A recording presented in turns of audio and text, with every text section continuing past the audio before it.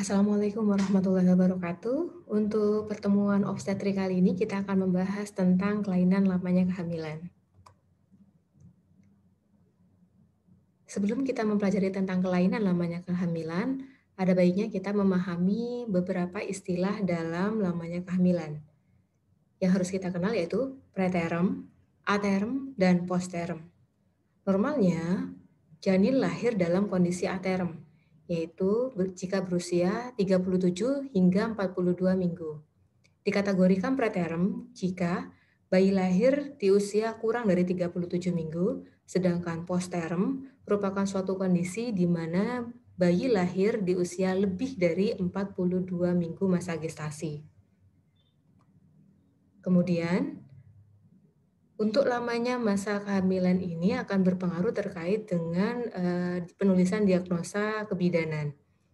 Sebagaimana yang kita ketahui, kita juga mengenal metode penulisan diagnosa kehamilan yaitu G-PAPIA, di mana G merupakan gravida.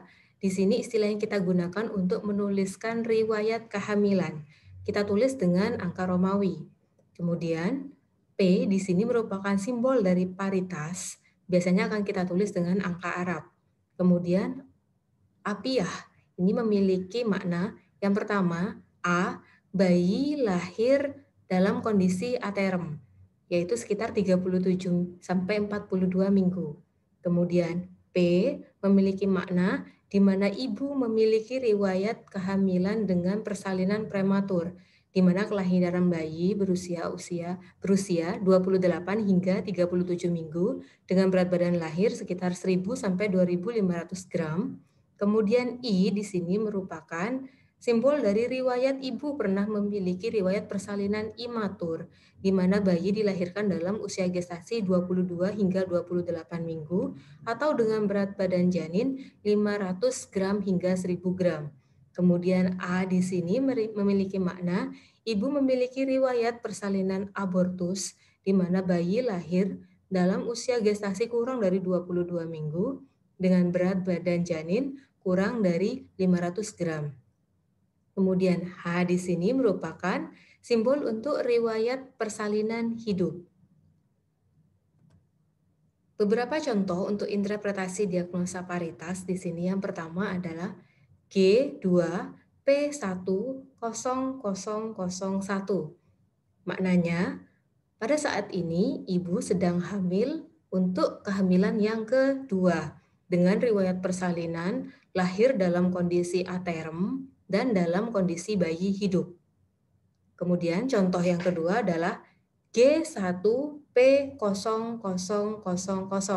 Artinya, ibu saat ini memiliki riwayat kehamilan yang pertama atau bisa kita sebut sebagai primigravida. Kemudian, contoh yang ketiga yaitu G3P10101. Artinya, ibu saat ini sedang hamil yang ketiga dengan riwayat persalinan aterm 1 kali, kemudian memiliki riwayat persalinan imatur 1 kali dengan bayi hidup 1. Artinya, bisa jadi kemungkinan bayi yang prematur tersebut lahir dalam kondisi tidak hidup. Kemudian yang keempat, dengan G3P10011. Maknanya, ibu saat ini sedang hamil yang ketiga dengan riwayat persalinan 1 kali persalinan aterm, kemudian 1 kali mengalami abortus dengan bayi hidup 1. Kemudian contoh yang terakhir yaitu G2P10002. Perhatikan contoh di sini agak unik. Ibu baru mengalami atau saat ini sedang hamil yang kedua. Kenapa ada bayi hidup 2? Nah, di sini maknanya saat ini walaupun ibu sedang hamil yang kedua, ibu memiliki riwayat persalinan aterm sebelumnya dan di sini ibu melahirkan 2 janin hidup. Artinya di sini kelahiran gemeli atau kembar.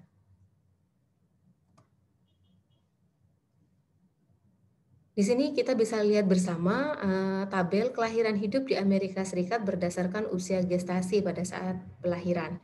Memang, normatifnya kebanyakan bayi lahir aterem sekitar usia gestasi 37 hingga 39 minggu. Selebihnya, bayi lahir dalam kondisi preterm dan postterm.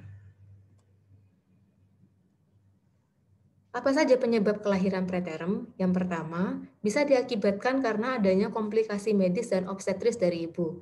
Misalnya, ada penyakit penyerta lain dari ibu, misalnya ibu memiliki penyakit jantung kronis, dan lain sebagainya. Atau ada riwayat obstetrik dari ibu di mana ibu mengalami preeklamsi atau bahkan eklamsia selama masa kehamilannya. Kemudian yang kedua, ada faktor gaya hidup dari ibu. Misalnya, ibu hamil dengan gaya hidup adiksi rokok atau tembakau, atau ibu hamil dengan adiksi alkohol.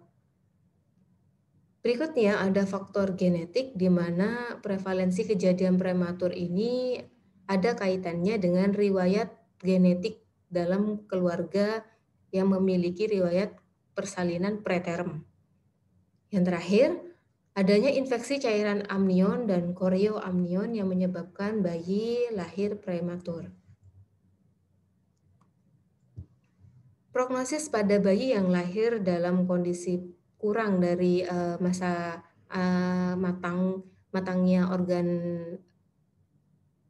dari janin atau yang kita sebut sebagai preterm atau apalagi dalam kondisi imatur, di sini berpengaruh terhadap perkembangan atau kondisi saat bayi dilahirkan.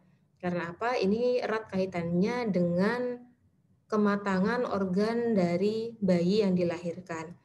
Banyak hal yang biasanya menyertai pada persalinan prematur. Contohnya, bayi rentan mengalami hipotermia. Kemudian, bayi rentan mengalami asfiksia karena surfaktan di dalam paru yang masih kurang. Dan beberapa kondisi lainnya. Kemudian tadi adalah preterm, kemudian kita akan membahas terkait dengan kelahiran postterm. Kelahiran postterm atau ada yang menyebutnya dengan kehamilan serotinus merupakan kondisi di mana ibu usia gestasinya atau usia kehamilannya lebih dari 42 minggu. Namun ini harus kita perkuat dengan pemeriksaan penunjang, bisa dengan menggunakan USG atau ultrasonografi. Kemudian kita harus memastikan bahwa usia kehamilannya ini benar-benar 42 minggu karena kita tahu di sini ada variasi dari waktu ovulasi yang masing-masing antara satu wanita dengan wanita yang lain tidak bisa disamakan. Nah, apa yang bisa kita lihat di sini? Kita mengenal istilah sindroma prematur, di mana pada stadium 1 biasanya cairan amnionnya masih jernih, kemudian pada stadium 2 biasanya di sini terlihat sudah ada warna kehijauan dari kulit bayi. Yang ketiga, pada saat sudah memasuki stadium 3, biasanya kulit bayi menjadi berwarna kuning hijau. Perubahan kulit pada bayi postmatur ini disebabkan oleh hilangnya efek protektif atau perlindungan dari vernik gaseosa yang biasanya ada pada kulit bayi. Nah, bagaimana gambaran unik dari bayi postmatur ya? Yang biasanya kita bisa lihat kulitnya keriput, kemudian mengelupas dengan kondisi pengelupasan yang lebar, kemudian adanya penampakan bahwa badannya lebih kurus dan menunjukkan pengurasan energi. Nah, ini nanti erat kaitannya dengan kondisi plasenta atau di sini terjadi pengurangan suplai dari energi baik itu oksigen maupun nutrisi dari ibu sehingga menyebabkan bayi harus menggunakan energi yang sudah menjadi cadangan di adiposa maupun glukosa dalam tubuh janin. Kemudian pada postmaturitas lanjut biasanya bayi terlihat matanya terbuka, terlihat siaga, kemudian terlihat lebih tua dan cemas. Kemudian terlihat kulitnya keriput dan sangat mencolok di telapak tangan, dan kaki. Kemudian kukunya biasanya cukup panjang. Bahaya dari sindroma postmatur di sini biasanya yang terjadi yang pertama adalah disfungsi plasenta. Dari laporan Smith dan Barker tahun 1999, di sini dilaporkan adanya apoptosis atau kematian sel terprogram pada plasenta, dan ini terjadi sangat signifikan pada usia gestasi 41 minggu hingga 42 minggu. Sehingga tadi berdampak kepada bayi biasanya akan menggunakan glukosa dan jaringan lemaknya sendiri sehingga pada saat persalinan tampak lebih kurus. Kemudian adanya penurunan eritropoietin pada plasma tali pusat. Nah, ini dikarenakan adanya penurunan oksigen pada janin dan ini juga erat kaitannya dengan pertumbuhan janin yang melambat pada usia gestasi 38 hingga 42 minggu. Yang terakhir, yaitu biasanya yang perlu diantisipasi adalah terjadinya oligohidramnion, di mana Clem dan kawan-kawan pada tahun 1987 melaporkan dari 6 kehamilan posterum, ada satu bayi yang meninggal dikarenakan cairan amnionnya berkurang mendadak pada 24 jam pertama. Nah, sehingga Wing dan kawan-kawan di tahun 1996 merekomendasikan untuk menilai cairan amnion 2 kali seminggu pada semua kehamilan sejak masa usia gestasi 41 minggu.